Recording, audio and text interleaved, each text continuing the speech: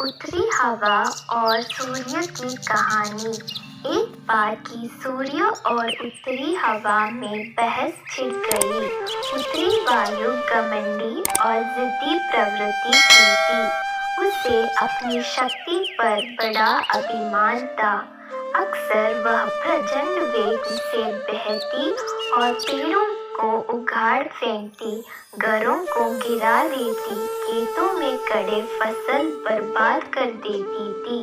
उसमें उपस्थित अथरथा झीलों और नदियों की पानी को जमा देती। बहस करते हुए वह सूर्य से बोली, मेरी शक्ति के सामने किसी का जोर नहीं चलता। मैं दुनिया में सबसे ज्यादा शक्तिशाली हूँ। मेरे सामने सब तुच्छ है। सूर्य नम्रता से बोला, मेरे विचार से हर किसी में शक्तियाँ भी होती है और कमजोरियाँ भी। इसलिए कोई खुद के सबसे शक्तिशाली होने का दावा नहीं कर सकता। खुद पर घमंड करना उचित नहीं है। हमें सबका सम्मान करना चाहिए और सबके साथ मिलजुल कर रहना चाहिए।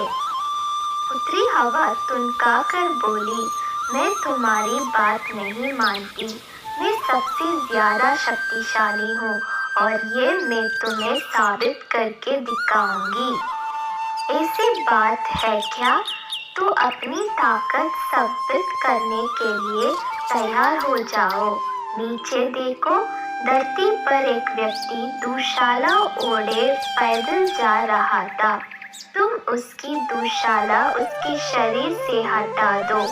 मैं मान जाऊंगा कि तुम सबसे ज्यादा शक्तिशाली हो। सूर्य उत्तरी हवा को चुनौती देते हुए बोला, इसमें कौन सी बड़ी बात है? कुछ ही देर में उस आदमी की दुशाला धरती पर पड़ी होगी। कहकर उत्तरी हवा अपने प्रचंड रूप में आ गई। धरती पर धूल भरी आंधी चलने लगी। पेड़ पौधे लहराने लगे। सूखे पत्ते व अन्य सामान उड़ने लगे। मौसम ठंडा होने लगा। पैदल जा रहे व्यक्ति की दुशाला भी हवा के वेग के कारण उड़ने लगी, लेकिन उसने उसे पकड़ लिया और अपने शरीर से कसकर लपेट लिया। उत्तरी हवा ने अपनी प्रचंडता और बढ़ाई, लेकिन उसके साथ ठंड भी बढ़ गई। व्यक्ति ने अपनी दुशाला और कसकर लपेट ली। बहुत प्रयासों के बाद भी उत्तरी हवा उसके शरीर से दुशाला हटा नहीं पाई। तब सूर्य बोला, अब तुम देखना कि कैसे ये व्यक्ति खुद ब खुद अपनी दुशाला उतार देगा। सूर्य ने अपना ताप बढ़ाने शुरू किया। तापमान बढ़ते ही धरती पर जा रही व्यक्ति को गर्मी लगने लगी।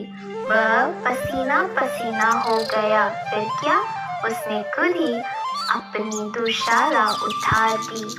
यह देखकर उत्तरी हवा बहुत शर्मिंदा हुई। अपने घमंड के कारण उसे सूर्य के सामने नीचे देखना पड़ा। उस दिन के बाद से उसने अपनी शक्ति पर कभी घमंड नहीं किया। जी, घमंडी का सिर नीचा होता है।